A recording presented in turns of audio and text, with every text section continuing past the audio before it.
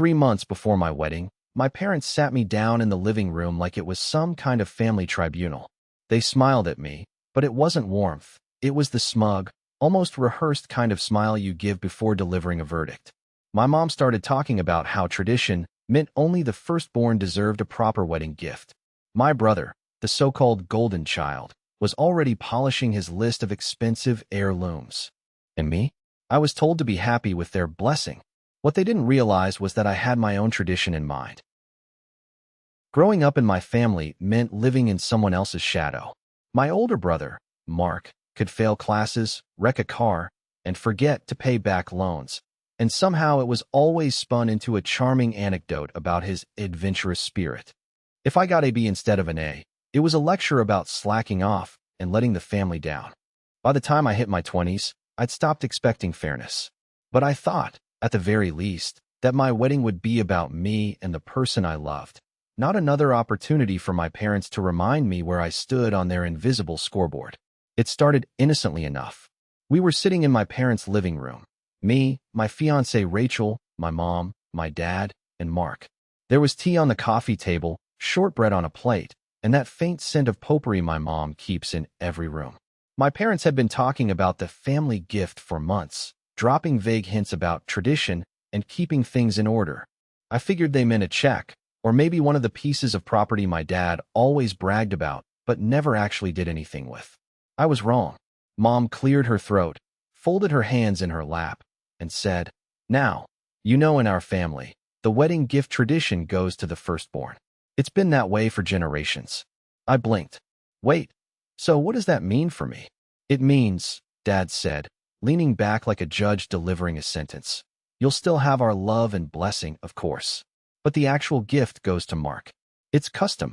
Rachel's hand tightened on mine under the table. I didn't even have to look at her to know she was furious. Mark had that smug little half-smile, the one he gets when the universe hands him something he didn't earn. "Don't worry, little bro," he said, patting my shoulder like he was doing me a favor. "I'll think of you when I'm enjoying it." Something inside me clicked.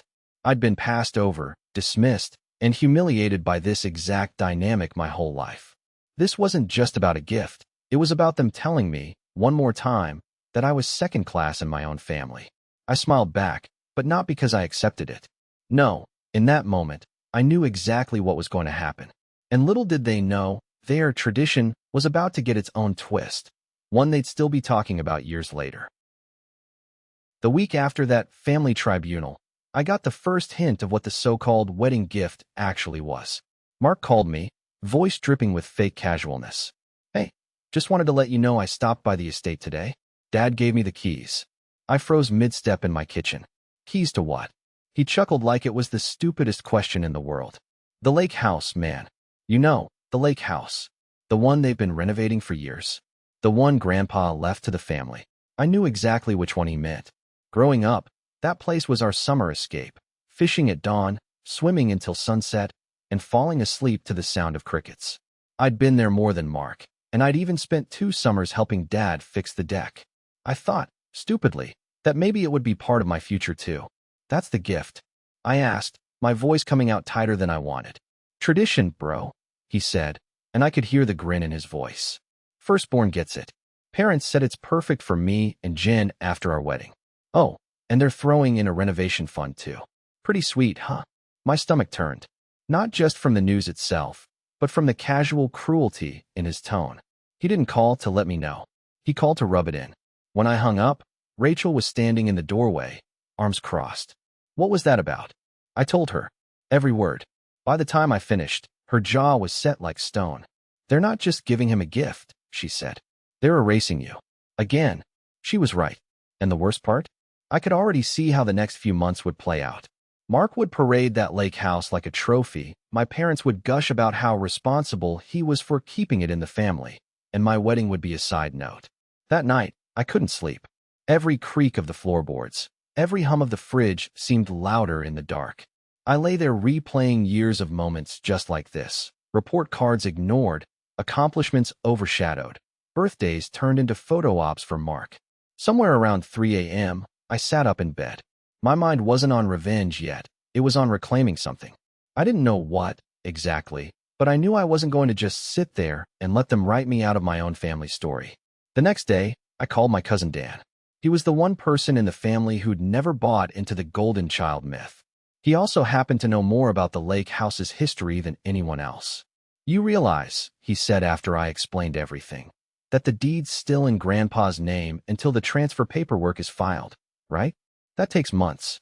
And if, say, something came up in that time, the whole process could get messy." I didn't respond right away, but I could feel the first flicker of an idea, one that made my pulse quicken. What Dan said next made me realize the lake house wasn't just a gift, it was leverage. Dan's words stuck with me long after we hung up. Leverage. I'd never thought about the lake house that way, probably because I'd spent years being conditioned to see family property as Mark's future and my role as the quiet spectator. But now, I started wondering what strings were still attached. I spent the next day digging, not just in the metaphorical sense. I actually went to the county records office on my lunch break.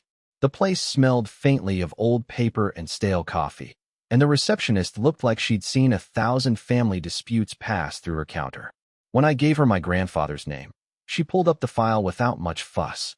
And there it was. The deed was indeed still in his name, with a pending transfer to my father. It wasn't final yet. The renovation fund? Also in my father's name, meaning technically, nothing belonged to Mark. Walking out of that office, I felt something I hadn't in a long time when it came to my family: control. Not much, but enough to make me think I could change the script. Rachel noticed the shift in me that evening. "You're smiling," she said, suspicious. "I'm thinking," I replied, "about how much my parents value tradition and paperwork." Her eyes narrowed. "You're up to something." "Not yet," I said. "First, I need to know exactly what they've promised him." That part was easier than I expected. I called my mom under the pretense of wanting to be happy for Mark. She launched into a full recap. How they'd already let him pick out new furniture, how he was planning to host his own engagement party there, how they'd even discussed giving him the old family boat as a surprise. I kept my voice level, even when she mentioned the boat. That was mine, or at least it had been in every practical sense. I'd restored it with Grandpa when I was 15, sanding and painting it for weeks. But apparently, that was now part of the tradition too. After we hung up, I opened my laptop and started compiling everything. Renovation invoices, photos of the property before and after the deck repairs, proof of my work on the boat, and, most importantly, copies of the deed transfer documents I'd pulled from the county records. The more I collected, the more the picture shifted in my head. This wasn't just about Mark being the golden child. It was about my parents casually redistributing family history like they were dealing cards, confident that I'd take whatever hand they gave me. By the third night, I had a folder labeled "Gift" on my desktop. Inside it was every piece of evidence I'd need to challenge the transfer, legally, socially, and personally. Rachel glanced over my shoulder while I was organizing it. "You're not just collecting this for fun, are you?" I shook my head. "No, I'm making sure that if Mark wants this wedding gift, he'll remember exactly where it came from and what it cost." What I didn't realize at the time was that my first real opening was about to land right in my lap, courtesy of Mark himself. It was a Saturday afternoon when Mark gave me the kind of gift I didn't know I needed. I was working in the garage, pretending to fix a shelf, when my phone buzzed. It was a group text, family plus a few of Mark's friends. The photo nearly made me drop my wrench. There was Mark, standing in front of the lake house, holding a champagne bottle like he'd just closed a multi-million-dollar deal. Behind him, a banner read, "Welcome home, Mark and Jen." The caption, "Breaking in the wedding gift early. Can't wait to make it ours for good." I stared at it for a full minute, the hum of the garage fridge filling the silence. This wasn't just a casual brag, it was a public claim. He was broadcasting ownership before the papers were even signed. And every friend, every cousin, every neighbor in that group chat was now primed to believe the lake house was his.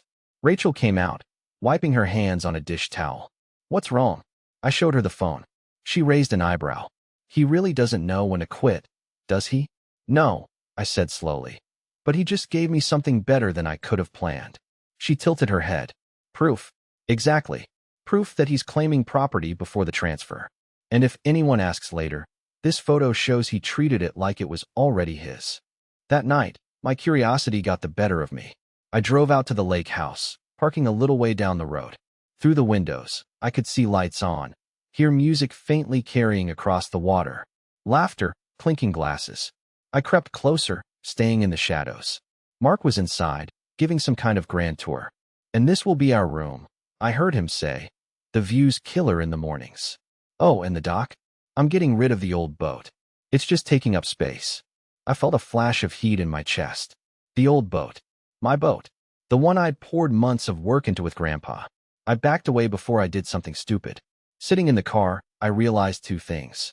Mark wasn't just accepting the gift, he was rewriting the history around it, erasing my place entirely. I now had more than enough emotional fuel to push my plan into motion. Back home, I printed the photo from the group chat and tucked it into my growing evidence folder. I also jotted down exactly what I'd overheard. I didn't know if I'd ever need to repeat it verbatim, but I wanted it on record. Rachel looked up from the couch when I came in. "Well," I handed her the photo. "He's making himself the king before the crown's even forged." She studied it, then looked at me. "So what's next?" I didn't answer right away, because in my head, the plan was no longer about stopping the transfer. It was about making sure that when the dust settled, the lake house was the last thing Mark would want to touch. And the perfect opportunity to do that would come sooner than I expected, delivered straight from my parents' mouths. 2 weeks later, my parents invited me and Rachel over for dinner. The invite sounded casual. Mom said she just wanted to talk wedding details, which, in our family, usually meant we want to make sure everything stays under our control.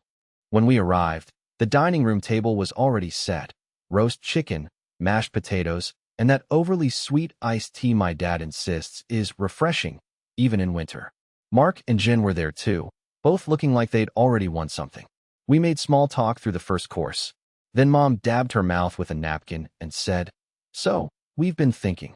Since Mark's taking over the lake house, we're also transferring the storage shed contents to him.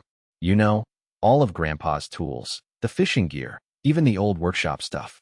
It was said so lightly, like they were giving away a box of Christmas ornaments nobody wanted. But in my head, I could see every single thing she was talking about, things I'd spent summers using, things Grandpa had specifically taught me how to maintain. Mark grinned. "Yeah, I'm going to clear it all out. Probably sell the tools online. I mean, who needs half that junk, right?" Rachel's hand found mine under the table, squeezing hard enough to leave an imprint. I didn't look at her, because I knew if I did, my face would betray just how furious I was. I forced a smile. "Sounds generous." "Oh, it is," Dad said, oblivious to the tension. "We just think it makes sense for everything to be in one place. You understand, right?" I nodded slowly. The way you do when you're trying not to let someone know you're memorizing every word for later. Dinner went on, but my appetite was gone. Every time Mark opened his mouth, I could hear him staking another claim. By dessert, I'd stopped tasting the pie altogether. When we left, Rachel waited until we were in the car before speaking. "They're stripping you out of the family piece by piece," she said. "The house, the boat, the tools, what's next?" "Nothing," I said, starting the engine. "Because they've already taken everything, at least, everything they think I care about." On the drive home, the pieces began to fall into place. The shed wasn't just storage. It was full of things that would complicate the transfer if they were deemed historically significant or disputed. If I could make a case that those items were tied to me, or to Grandpa's wishes, it could stall everything. And the more they pushed to consolidate the gift, the more leverage I'd have. By the time we pulled into the driveway, the outline of the plan was taking shape in my head. It wasn't going to be loud or obvious. It was going to be meticulous. That night, I made a new folder in my laptop, separate from gift. I labeled it Legacy. In it, I began listing every item in that shed, along with photos I could dig up and any connection I had to them. The old fishing rods we'd restored together. The custom toolbox with my initials carved in the corner. Even the clock Grandpa kept over his workbench. This wasn't just about a house anymore. This was about legacy, and if they wanted to hand it to Mark, they were going to have to fight for every single piece. And just when I thought I had months to prepare, an unexpected announcement from my parents made my window much, much shorter. The unexpected announcement came via a Sunday morning phone call from my dad. No small talk. No, "How's the wedding planning going?" Just, "We've decided to push up the transfer. Mark's been eager to get settled in before his wedding, so we're signing the papers next month." I sat there on the couch, phone pressed to my ear, staring at the muted TV. "Next month?" I thought you said it was going to be after my wedding. Well, he said, with that tone he reserves for explaining things to people he considers slow. This way, it's one less thing for us to worry about later. Plus, Mark's already made arrangements for renovations, so it just makes sense. Arrangements. Renovations. In other words, demolition of anything that still had my fingerprints on it. When I hung up, Rachel was watching me like she could read every thought. How soon? 30 days. She let out a sharp breath. That's not much time. No, I said, rubbing my temples. It's not, which means I need to move now. The truth was, I was torn. Part of me wanted to march over there, drag out every tool, every photo, every scrap of history before they could touch it. But the other part knew that rushing would tip my hand. And the only reason I had a shot at all was because they still thought I was playing the dutiful, overlooked son. That night, I sat at my desk with both folders open, gift and legacy. The evidence, the connections, the memories, all staring back at me. I felt the weight of it, not just in the hours I'd spent collecting it, but in what it represented. Decades of being second place in my own family. I made a checklist. Get legal opinion on pending transfer. Secure proof of personal ownership on key shed items. Document all my restoration work on the boat. Find witnesses who could vouch for my connection to the lake house. The hardest part wasn't the logistics, it was keeping up the act. Every phone call, every family text thread, I had to play along. Congratulate Mark on his future home. Laugh when he made jokes about finally getting a place that's worth visiting. Pretend like it didn't burn every time my parents sent him links to expensive furniture for the house. Late one night, while Rachel was asleep, I sat at the kitchen table with a cup of black coffee and asked myself the question I'd been avoiding. Was this about stopping them, or about making them regret it? Stopping them would mean legal fights, probably months of tension, maybe even cutting ties completely. Making them regret it, that could be cleaner, quieter, and much more satisfying. I thought back to Dan's comment about leverage. The lake house was more than walls and a dock. It was tied up in family reputation and public perception. If that perception shifted, even slightly, Mark's gift could turn into an expensive burden overnight. By the time the coffee was gone, I had my answer. And the first step in that plan would require me to walk straight into Mark's new kingdom with a smile on my face. The following weekend, Mark invited close family to what he called a pre-housewarming barbecue. He said it like he was doing us all a favor, letting us enjoy the property before he and Jen officially moved in. Rachel raised an eyebrow when I told her. You're going? Oh, I'm going, I said. And I'm bringing my camera. When we pulled up, the lake house looked like a Pinterest board exploded on it. New patio furniture, string lights along the deck, a fire pit in the yard. Mark was in his element, wearing sunglasses and flipping burgers like the mayor of some smug little town. Little bro, he called out, clapping me on the back. Glad you could make it. Wait till you see the changes. I smiled, playing along. Can't wait. As the afternoon went on, I wandered the property, taking casual photos on my phone. Not just of the house itself, but of everything still untouched. The boat, the tools in the shed, even Grandpa's clock still hanging above the workbench. Every click was another piece of my case. Mark, oblivious, kept introducing me to guests as my brother. Yeah, the one who's getting married too. Always too. As if my wedding was a side note in the story of his life. At one point, he pulled me aside to show off the master bedroom. We're tearing out the old built-ins, he said, gesturing grandly. Jen wants a walk-in closet. I looked at the cedar drawers I'd helped sand and varnish with Grandpa one summer. Shame, I said evenly. Those have history. History's overrated, he replied with a shrug. That was the moment I decided exactly how this would end. Later, as everyone gathered around the fire pit, I made my move. I asked Mark if he wanted a group photo. Him, Jen, our parents, right there on the deck, with the lake in the background. He loved the idea. I positioned them perfectly so that the boat and the shed were in clear view behind them. Smiling, laughing, holding their drinks, like a perfect real estate ad. Got it, I said, snapping a few. I'll send them around. That night, I didn't just send them to family. I sent them to the local historical society's email, along with a polite inquiry about whether the property, especially the shed contents and boat, might qualify for heritage preservation due to its connection to my grandfather's documented work in the area. The reply came faster than I expected. They were very interested, and would like to schedule an assessment within 2 weeks. For a brief moment, it felt like the plan had already succeeded. If the heritage preservation went through, Mark wouldn't be able to demolish or sell anything without mountains of paperwork. His dream home would become a legally protected headache. I told Rachel, and for the first time in weeks, I let myself relax. We even went out for dinner to celebrate the small win.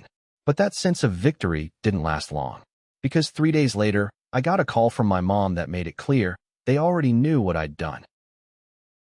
The call came in the middle of my lunch break.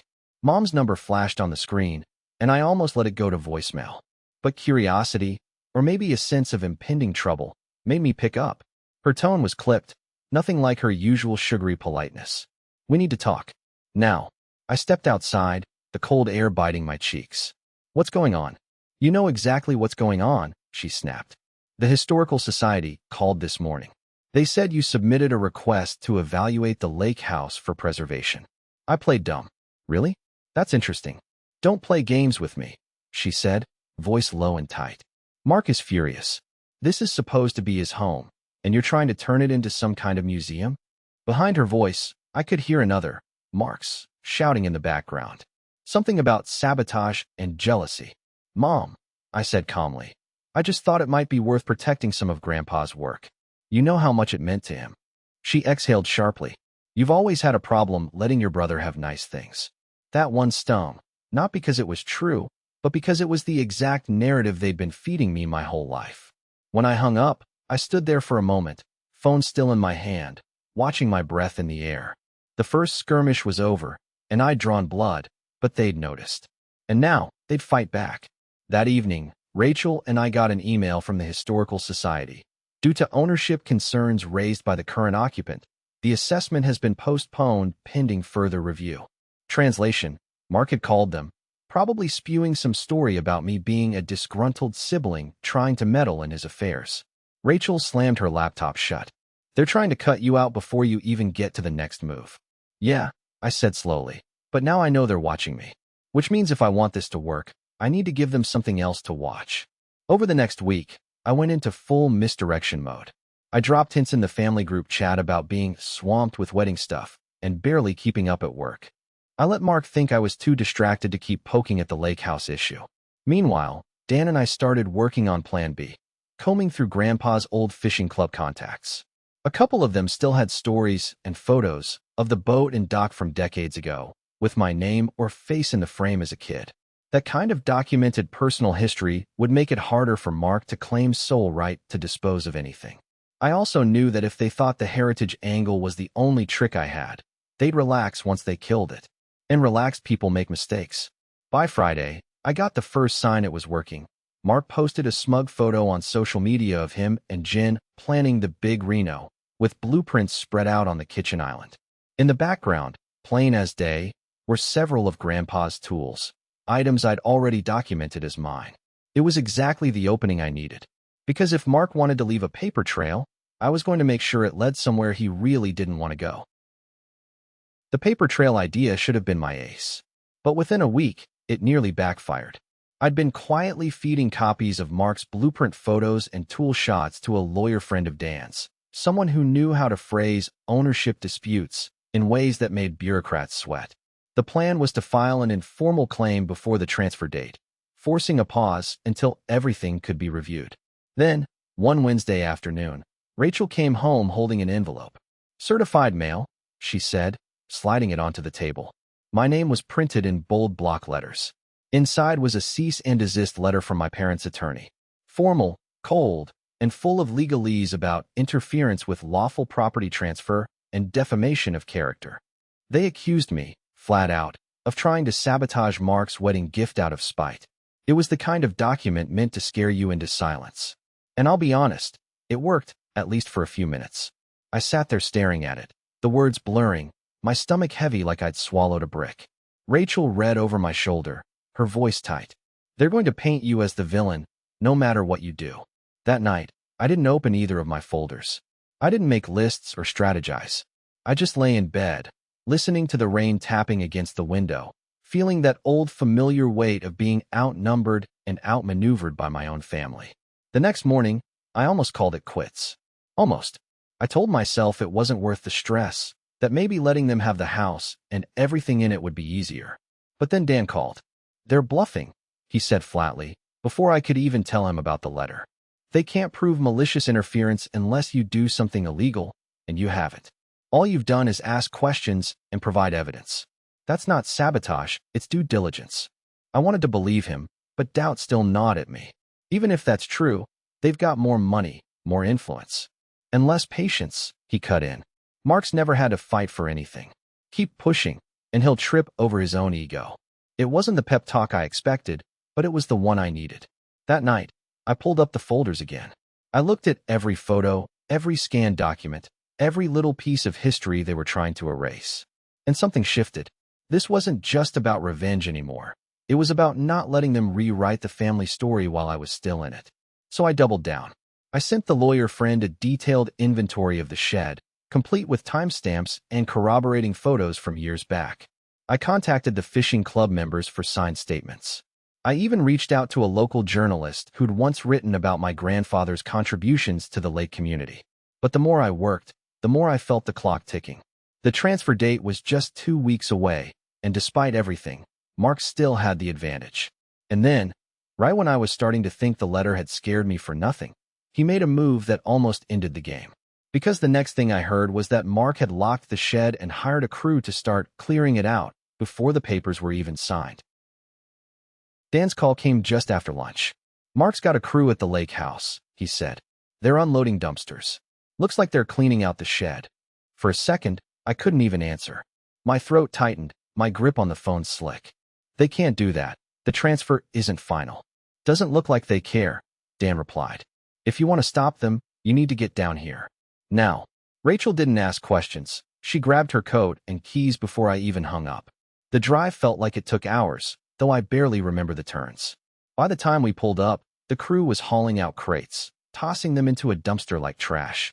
I caught a glimpse of Grandpa's custom toolbox hitting the metal with a hollow clang. "Hey," I shouted, jumping out of the car. Mark turned from where he was leaning against the shed, coffee cup in hand. "Relax, little bro. Just clearing out the junk. You're welcome to take anything you want before it's gone." I stepped closer, every muscle tight. "You don't own this yet. You can't touch anything without Dad's signature, and that hasn't happened." He smirked. "Oh, it's happening. Papers are ready. I just figured I'd save time." Rachel pulled out her phone and started recording. "Say that again," she said evenly. Mark's face flickered, just for a moment, before he plastered on that cocky grin again. I said, "I'm saving time.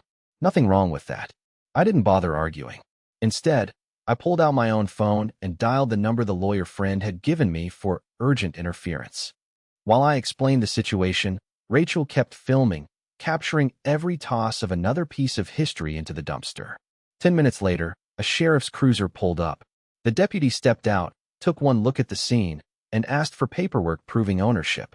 Mark produced nothing, just bluster about family property and implied consent. The deputy turned to me. "Sir, if you have documentation that this is still in dispute, now's the time." I handed him the folder I'd brought, copies of the deed, photos, and the Heritage Preservation Inquiry, along with a letter from my lawyer stating the shed contents were under personal ownership claim. The deputy flipped through it, then told the crew to stop work immediately. Mark's voice rose. "You're seriously going to take his side?" "I'm taking the side of whoever has legal standing," the deputy said. "Until this is resolved, nothing leaves this property." For the first time in years, I watched my brother's confidence crack. His face flushed, his jaw tight, and for once, there was no smug comeback. The crew packed up and left, the dumpsters hauled away half empty. The deputy gave me a copy of his report for potential civil proceedings and drove off. Mark didn't even look at me when he stormed into the house. But I knew he'd seen the camera in Rachel's hand, and he knew exactly what that footage could do. To him, to my parents, to the story they'd been telling. I didn't say a word. I didn't have to. For the first time, the silence was mine. And in the weeks that followed, that silence turned into something even better, a very public humiliation Mark would never outlive. The footage Rachel shot spread faster than I expected. At first, I only sent it to the Historical Society and my lawyer, as proof that Mark was interfering with property under dispute. But Dan had a few friends who were active in the local community Facebook groups. Within a week, the video of the golden child throwing Grandpa's legacy into a dumpster had more comments than Mark's engagement photos ever did. The comments weren't kind. People remembered Grandpa, his kindness, his dedication to restoring the lake, the hours he'd spent teaching kids to fish. Seeing his tools and boat treated like garbage didn't sit well with them. It wasn't just me who saw it as disrespect. It was half the town. The Historical Society didn't just reopen the Preservation Review, they fast-tracked it. The lake house, shed, and dock were officially deemed of historical and cultural significance. That meant strict rules on renovations, mandatory preservation of certain features, and zero chance of gutting anything without lengthy approvals. Mark's dream of a modernized lakefront party pad? Gone.